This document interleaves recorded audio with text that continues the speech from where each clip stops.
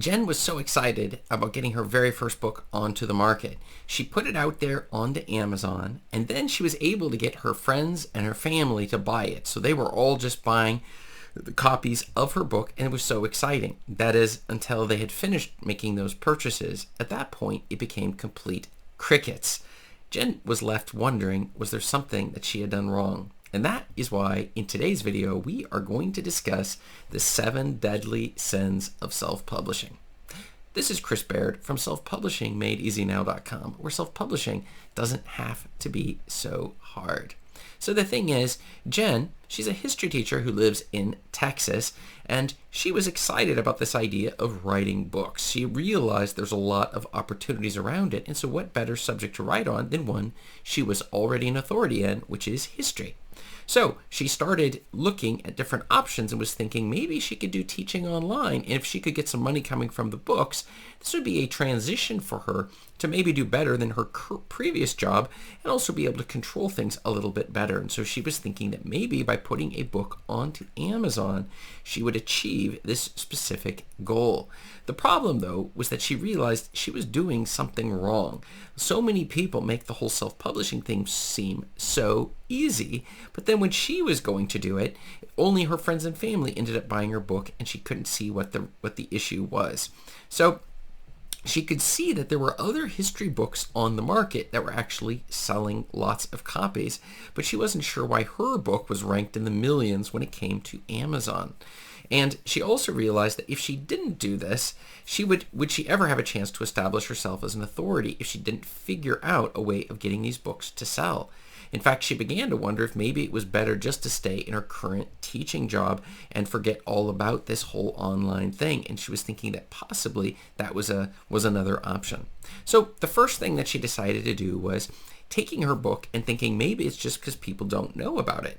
So she went to all these different history groups and groups where people are sharing their books and other places like that, and she ended up just posting her books, linked to her book on Amazon all over the place.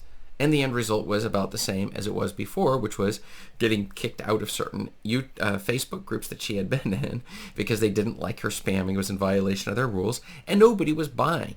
Even putting it in the groups where it was free for authors to share, different authors would share their books. Nobody was buying anybody else's books, but for some reason they thought if they just continue this particular method, that eventually it would work out, when in reality it has no impact whatsoever when it comes to sales. The other thing was, she thought again, which was not all of her friends had actually purchased. So she thought by going back and informing them all of how wonderful her book was, that perhaps that would be the thing that would start. The only thing that happened there was that she annoyed her friends and family. And this is just a quick note. Do not bug your friends and family with your business. So you can mention you're doing stuff and you're coming out with a book, but don't pressure people to go buying your book. This is a very painful way of doing it. Keep a difference between, you have your core readers, the people who really want to read your stuff, and you have people who want to support you. So you could just mention casually, look, I've come out with a book. I'm really excited about it. Here's the book, the link to the book. But you don't have to pressure them into buying. And it just starts to mix this idea of money and business with your family and friends. And sometimes this can ruin the overall setup. So this was a terrible strategy that also did not work for her at all. So what finally happened was she was watching some of my YouTube videos where I was hitting a number of different points, and she was resonating with a number of the points that I normally hit on YouTube.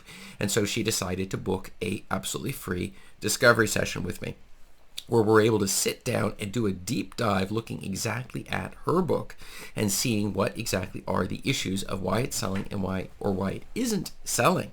And the thing is that when you're coming to this, you have people who believe that you can just write a book and it should sell. And sometimes it can be a little bit annoying, but those people usually aren't the ones booking sessions with me, because in reality, the idea of, look, I don't care what anybody thinks, I'm putting my book on the market as is, and if it doesn't sell, it doesn't sell, the starving artist type. And the fact is they never will fully understand this idea that no, getting a book on the market is all about finding the right market and then finding a a way to properly position your book to that existing market in an appealing way that will cause them to read it and then tell their friends about it and buy your next book. And we continue going like this.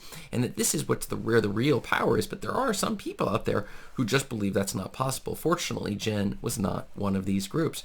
And that brought us into the discovery session where we were able to explore the 7 deadly sins. And in her book, she was violating all 7 of them. So the first one was no market. We did a quick look at the history books that she had been publishing, and we went on to Amazon and we took a look at the exact type of history books she was doing, and I couldn't find any other history books.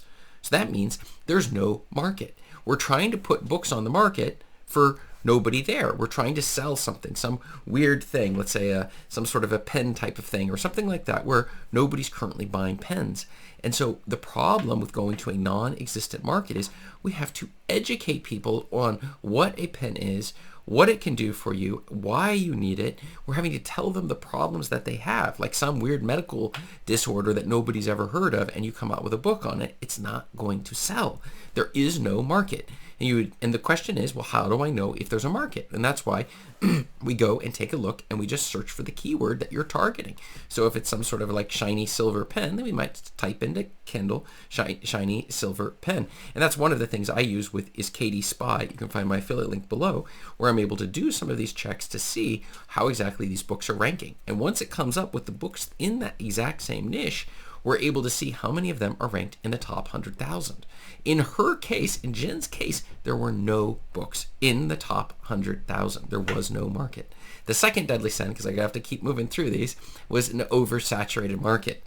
In her case, this was not the case. Oversaturated would be, yeah, there's books that are selling tons of books, but then there's 50,000 books in the market. And that's a secondary, the second sin of self-publishing. Do not publish in an oversaturated market because your book will be forgotten immediately. There'll be too much competition. Number 3, a clever title. She came up with a title that didn't even say it was a history book or some sort of a historical thing. It was like lots of cleverly put together words that sort of rhymed and had starting letters about the same alliteration that was going on. But the problem with this particular thing was that I had no idea what this book was about based upon the clever title. And she didn't even have a subtitle where normally we tell it for people looking to read this type of book or for people who have this problem. Do you see? And so there was no subtitle, just a clever title that was on the front cover. The next thing was she was completely ignoring keywords. She wasn't using, again, my favorite tool, Katie Spy, to check out which keywords actually would be selling and then making sure those are part of it. She asked me the question, what do you mean by keywords? What exactly are we even talking about? I mean, she saw that you had to put 7 of them in when she uploaded her file, but otherwise it wasn't really clear what that was about. So she just picked some random keywords that maybe were related or not. She didn't use Katie Spy, I can tell you that much, which is by far the most powerful tool. Every self-publisher who's succeeding is using this particular tool, so it's definitely worth the investment in this tool. The other one was she had no reviews. She had her family and friends buy the book, but didn't bother to ask them for reviews. Is that if you have reviews, you're going to get 5 to 10 times the amount of sales as you would without any reviews. No reviews at all. I clicked on her author's bio, which originally she didn't even have one, but then when she finally did get one up, it was telling about her childhood and interest she has in gardening and these sorts of things. And then she said, oh, and I also this is my first book. I'm excited to put on the market. I hope people like it. She was setting herself up not as an authority, as in a teacher with so and so many years of experience of teaching, but setting herself up as somebody who's just sort of interested in history and all of these other things that are completely unrelated. And most people don't give you that time. This is a common mistake with your author's bio. And then the 7th deadly sin was wall of text description. She decided in her description just to tell everything the book's about in this huge wall of text, which wasn't broken up, no bold faces, no call to action telling them to buy the book, not breaking it down and pulling out questions with open loops and asking people, are you bored, or do you want to learn more about Napoleon or whatever, the exact history book. We're not going into the exact niche, but you catch my drift here as we're going through this, is that her description was just this huge wall of text, this big essay. and nobody's going to read that. It's just too much information hitting them. And so she had a lot to think about after this session with 7 deadly sins. There was an awful lot to think about, but she did not regret booking the session because it's absolutely free. And you can see below in the description if you would like to book a absolutely free discovery session where we will take a close look at the books you're working on or books you've published that aren't selling like you would like to, and discussing how you can make small changes to lead to big results on your specific books. But back to Jen. So she finally faced her ultimate obstacle, which was she realized she needed to redo multiple things on her book. So the first thing was she started at one thing at a time, which is something I do with my clients, which is only one thing at a time. We do not try to do 50 things. We do not try to do everything, just one thing at a time, and then the next thing, and then the next thing. And what she discovered was something that was a little bit terrifying that sometimes my clients find from time to time. She found that there are no other history books of this type of niche that were selling on Amazon, meaning there was no market. And so she could put out 50 books on this subject, but it wouldn't make a difference since nobody's searching for it. Nobody's looking for these specific books. And how do we know it? Because nobody's done it before. Now, you might be this 1 in a million who managed to nail it. Like you invent the fidget spinner, right? You got this thing spinning and you had no idea it would be popular, and then it goes on the market and it explodes. Everybody rips you off. You don't have a patent on it. You're left with nothing. So every now and then a novice discovers a market, a non-existent. I personally, my son discovered it when I was working through self-publishing with him. He hit a market that was an underserved market, and it started to explode, and that book still continues to sell. It's unbelievable. But that is a miracle. So that is not what you should be doing. You should be finding existing markets with books where they're underserved and then targeting those markets. So what she did, she just finally decided, okay, she used Katie Spy, and she went through the different history niches and different keywords, playing with Katie Spy back and forth to find the right keywords until she figured out a specific history niche that actually was selling.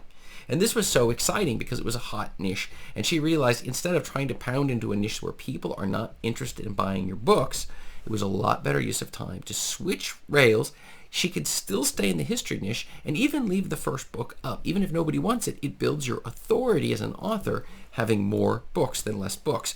And so leaving it up is partially changing the description and optimizing it. But one of the key rules that I comment on to my clients is we do not go back and fix books if it's going to stress us at all. We don't go back there and do that. Rather, we focus on the future, and if you feel that you can go back and fix stuff, then do it. But otherwise, if it's going to demotivate you and make you not want to write any books, then that is something you're definitely not going to want to do. And so one of the key issues then that Jen discovered was this idea of the profitable niche, discovering, are you in a profitable niche or are you not in a profitable niche? So my question to you is the book you're working on in a profitable niche? If it is, write yes below in the comments. And if it isn't, write no below in the comments, and I'll see you in this video over here.